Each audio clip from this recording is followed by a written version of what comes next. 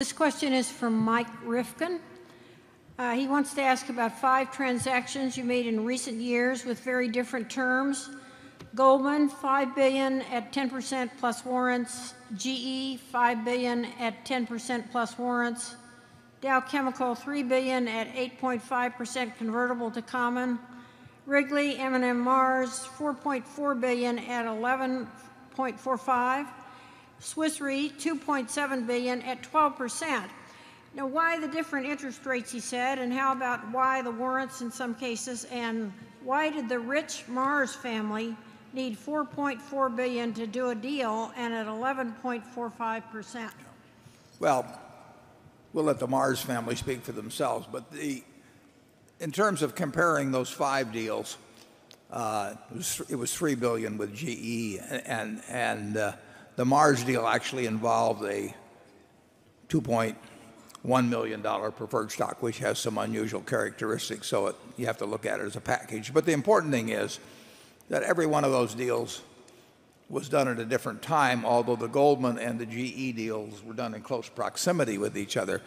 And market conditions, you heard Charlie in the movie talk about opportunity costs.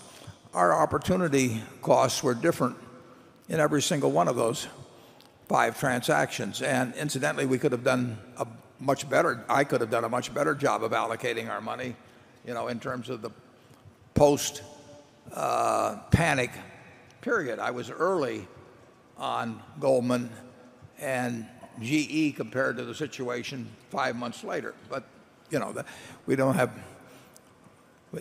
only don't have perfect foresight, sometimes it's pretty bad.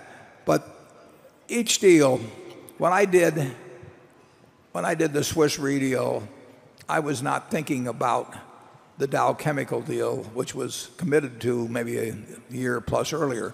I was thinking about what else I could do with $2.7 billion. And that's the way all the decisions are made. So they are not related.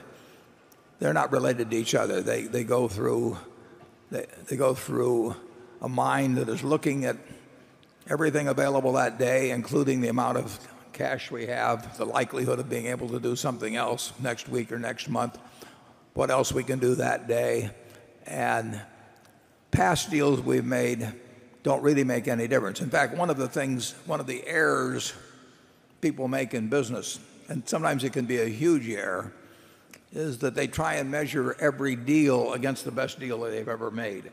So they say, I'd made this wonderful deal for maybe an insurance policy written, it might be a company bought, it might be a stock bought, and they're determined that they're never going to make a deal that isn't that attractive in the future.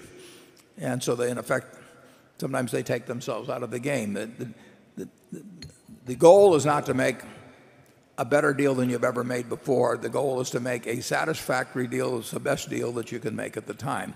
And Charlie relates it to marriage, and I'll let him expand on that. No, those are, of course, we're going to make different deals at different times based on different opportunity costs. There's no other rational way to make deals.